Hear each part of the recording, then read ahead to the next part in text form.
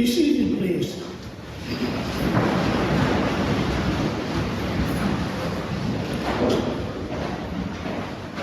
It used to be that at this point of church services, there'd be a notation sermon. And that meant that there would be some teaching being done. And the divinity schools took great care in teaching those of us who were students there what our preaching was to be like. Well, I notice in the bulletins here at this church the word reflection. Now that's entirely moved from teaching. Reflection means looking in a mirror. And so for me, these many, many, many years which have gone by at my feet, it is to be a reflection of my ministry. Friday last, I celebrated the 65th anniversary of my being ordained a deacon in St. George's Church in Moncton, New Brunswick, along with 2 other friends. And today, 64 years ago this morning, in the church where I was baptized, confirmed, went to Sunday school,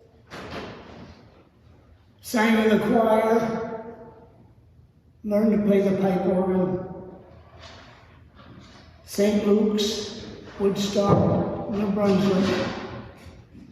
5 of us were ordained in the largest ordination service that the Diocese of Fredericton had ever, I think. So I'm supposed to reflect on that. But as I've gone over some of the memories and many of the experiences that I have had during these multi-years, I realize that my reflection is taking a funny little curve, because the majority of my 65 years have been spent not as a parish priest, but as an available person. You see, there was a very dramatic start to my ministry. I had been appointed to go to a fishing village on the east side of New Brunswick. Not a rod and reel fishing trip, but a commercial fishing operation where at that time of the year in May, fishing for salmon was the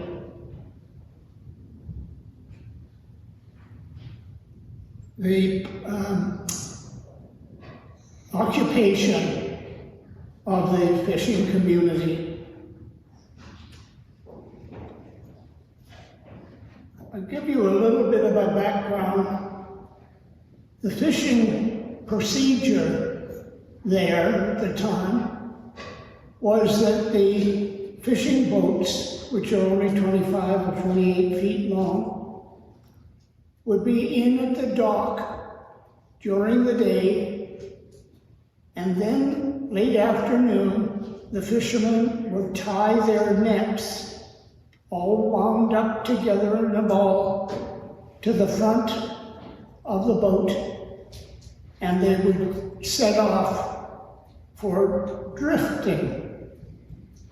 It's called drift net fishing. And when they got out into the Northumberland Strait to where they wanted to put their nets out, they just detached them from the front of the boat. And they went and had their supper and their cup of tea, maybe something a little stronger. And they let their boats and nets drift with the tides. And in the morning, they would pull the nets in, take the salmon out of the nets, put them in crates for the buyers who would be waiting on shore. So it was an overnight lifestyle. And on Friday night, they would go out and fish. And when they came in on Saturday, they would be home for the weekend. The third week I was there, there was a violent storm came up on Northumberland Strait, and 35 men and boys drowned. 15 of them were my parishioners. I'd been there 3 weeks. I knew some of them, not all of them. But they included 3 teenagers who had gone home from school on Friday afternoon in a rush to catch up with their brothers and fathers and uncles and other fishermen and go out and share in this wonderful catch of salmon.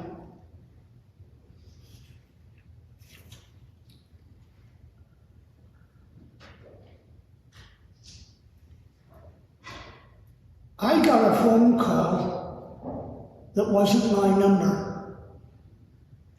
And when I picked the phone up, because it was a party line, and I think the number for the rectory was 6 rings, and I heard a voice saying, 21 boats still missing.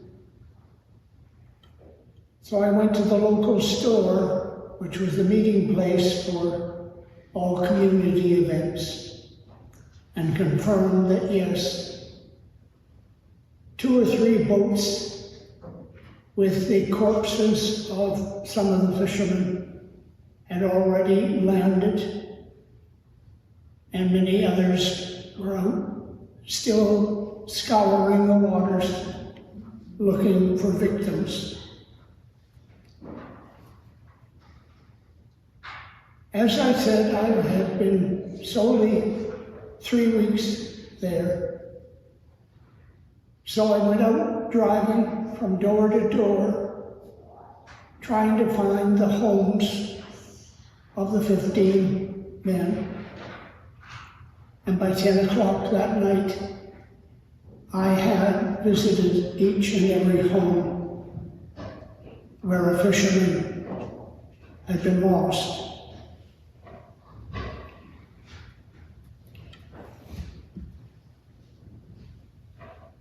For the rest of the season, whenever a body was found, the RCMP would contact Father Arsenault, the Roman Catholic priest, and me to go and meet with them at the breakwater, the dock, to assist in identifying bodies.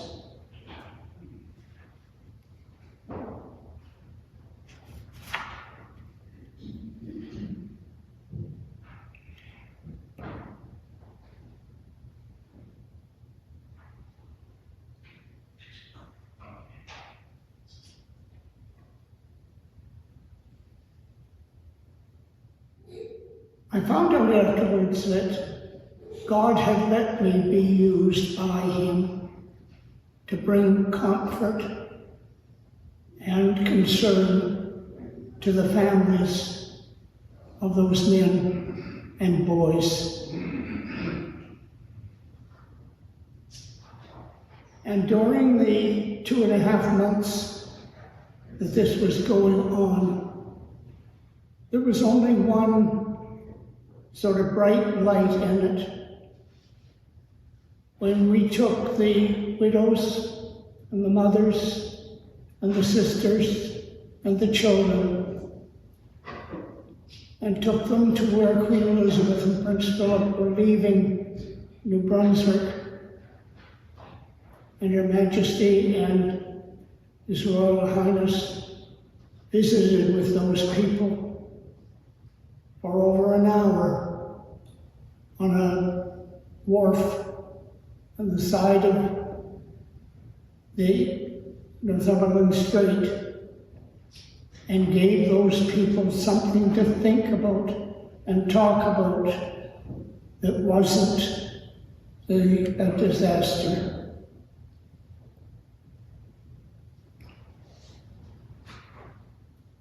The last body of our 15 who was found was the son-in-law of the priest whose parish I had been appointed to take over as he was retiring.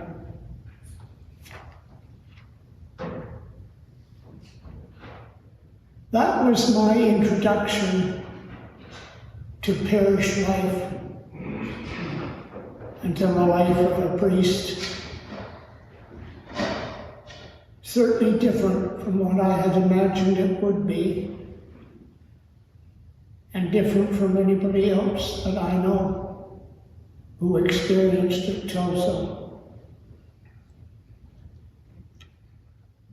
A few years later, I left parish ministry.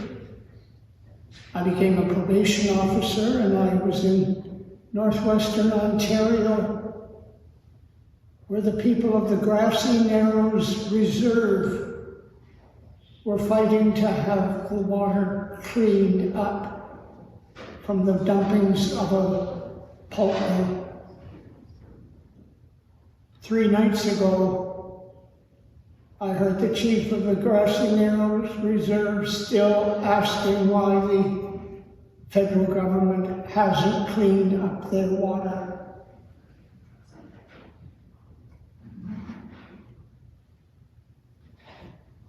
I went back to school, to law school. Law was the family profession for 5 generations. And I then got jobs being organist and choir master in churches, enough to enable me to go to law school in Winnipeg and to go into a law practice in Port Hope, Ontario, and to get involved in the music festivals of Canada and become the president of their association at one point in time. And all the time, I would fill in for retired clergy or ill clergy or empty parishes that needed someone to do short-term works. And as I was reminiscing in this last couple of weeks, knowing that this day was coming,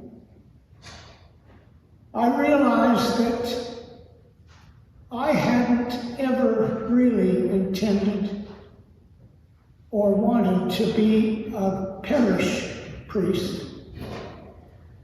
No reflection on Brandon or Al. I give them enough trouble as it is. But it was clear to me now that my role was to be a casual priest available. I know some people say available Jones. I think he was a cartoon character a few years ago. But I am now at the advanced age or stage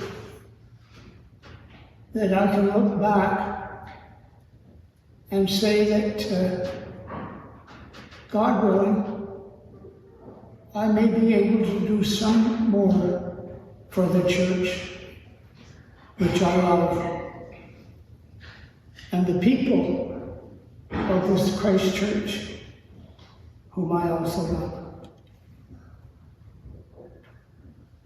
Amen.